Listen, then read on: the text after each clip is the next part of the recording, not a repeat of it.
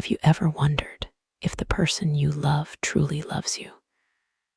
Have you ever looked someone in the eye and questioned it? What if it was all a lie? What would you do if you discovered that the life you built was nothing more than a stage, and you were the only one who thought it was real? I never thought I'd have to ask myself those questions. Not until our 5th wedding anniversary. Sarah insisted on celebrating in a big way. She chose Casello's, an outrageously expensive Italian restaurant that cost a small fortune. I suggested returning to the pizzeria where we had our first date, something simple, meaningful. She dismissed the idea immediately. Looking back, I realize that was probably the first sign. That night, Sarah was in high spirits, largely because I had just closed a highly lucrative contract. Money was flowing, and she was already savoring the luxury it would bring. When it was time to pay, I went to the counter, a habit I adopted after my card was once cloned at a table. That's when it happened. As I returned, I passed behind a screen near our table, and I heard everything. Sarah was sitting with her Aunt Lisa, both celebrating with several glasses of wine on the table. Lisa's voice, slurred, asked, "Does Jake still think you love him?" I froze, my heart pounding, as Sarah laughed, a laugh I once adored, and replied, "Of course, he has excellent credit and pays for everything. Why would I leave him?" They both laughed cruelly. And just when I thought I couldn't bear it, Sarah added, "Mom and Dad were right. Marrying a businessman means he's always too busy to notice what I do." I didn't move. I didn't even breathe. I didn't feel shock. I felt confirmation. All the little doubts, the sleepless nights, the inexplicable coldness, everything suddenly made sense. I returned to the table, finished my drink, and pretended everything was fine. On the way home, Sarah chattered endlessly about her day, completely oblivious. When we arrived, she noticed I was unusually quiet. I told her I was tired, that I had an important project starting the next day. She quickly lost interest, barely registering that it wasn't about her. That night, I didn't sleep. Instead, I made a plan. By dawn, Sarah was no longer an authorized user on my accounts. By noon, my lawyer was drafting divorce papers. That same afternoon, I transferred half our savings to a separate account and froze the rest. Sarah didn't notice at first. She continued her routine: Pilates, lunches with friends, shopping, unaware that the ground beneath her was beginning to crumble. 2 days later, it all came crashing down. She tried to pay for a $900 spa day. Declined. Another card. Declined again. Frustrated, she called me, her voice tense, trying not to sound desperate. "There's a problem with the cards," she said. "Oh, that's strange," I replied calmly. "I just paid the bills. What were you trying to buy?" "Just lunch," she lied. Meanwhile, my phone buzzed with real-time notifications. A $900 charge attempt from a spa. I promised to look into it after my long meetings, and left her stewing in her own anxiety. By nightfall, I had 27 missed calls. A voicemail from my lawyer confirmed the divorce papers had been filed. And Sarah, the doorbell camera, caught her leaving with 3 suitcases, heading to her parents' house.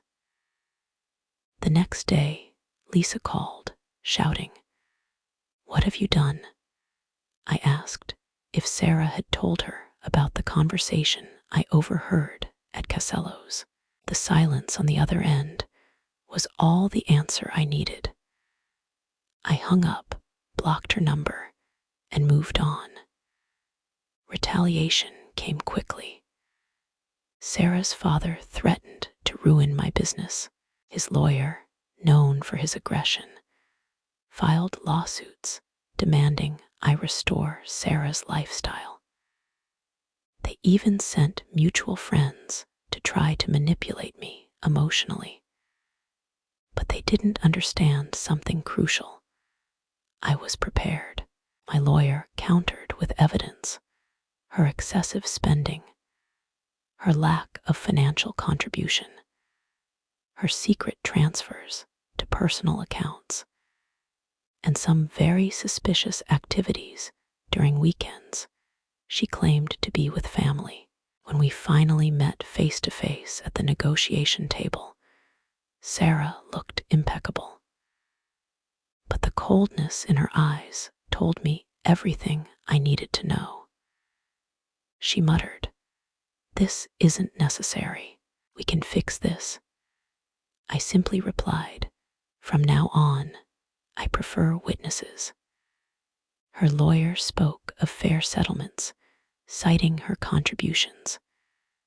My lawyer slid our offer across the table: a short marriage, documented infidelities, financial misconduct. Our offer was more than generous. Sarah's face contorted with anger. "This is insulting. 5 years of my life." I finally looked at her and said, "Before you met me, you at least had a job and self-respect. This settlement is your chance to be that person again." She exploded, accusing me of benefiting from her contacts. But I had the data. Less than 8% of our clients came from her network, and they were the least reliable. Cornered, her team backed down. 3 weeks later, Sarah signed the papers. She took less than 15% of our assets, enough to live comfortably if she was smart. I kept the house. I kept the business. And most importantly, I kept my peace. A few days later, I received a message from an unknown number. "Lisa, you were smarter than the others. She miscalculated." I didn't respond with anger. I simply wrote, "No." Her biggest mistake was thinking money was all I cared about. Now, 2 months later, my business is thriving. Clients prefer dealing directly with me. Sarah lives in her parents' guest house, telling anyone who'll listen that I ruined a perfect marriage. Maybe for her, it was perfect. She got the lifestyle she wanted. All it took was pretending to love me. But what Sarah never understood was this: I didn't build my success by being naive. I built it by paying attention, recognizing patterns, and cutting losses when necessary. I applied those same principles to our marriage. Last week, I dropped off Sarah's remaining belongings at a women's shelter. As I set down the last box, a volunteer asked if I'd help with fundraising to renovate their facilities. We're meeting for coffee next week to discuss the project. Nothing extravagant. Just 2 people talking about something that matters. For the first time in years, I'm looking forward to a conversation without lies, games, or masks. If you're reading this and something inside you whispers that something's wrong, don't ignore it. Trust the small signs. Trust the uncomfortable truths.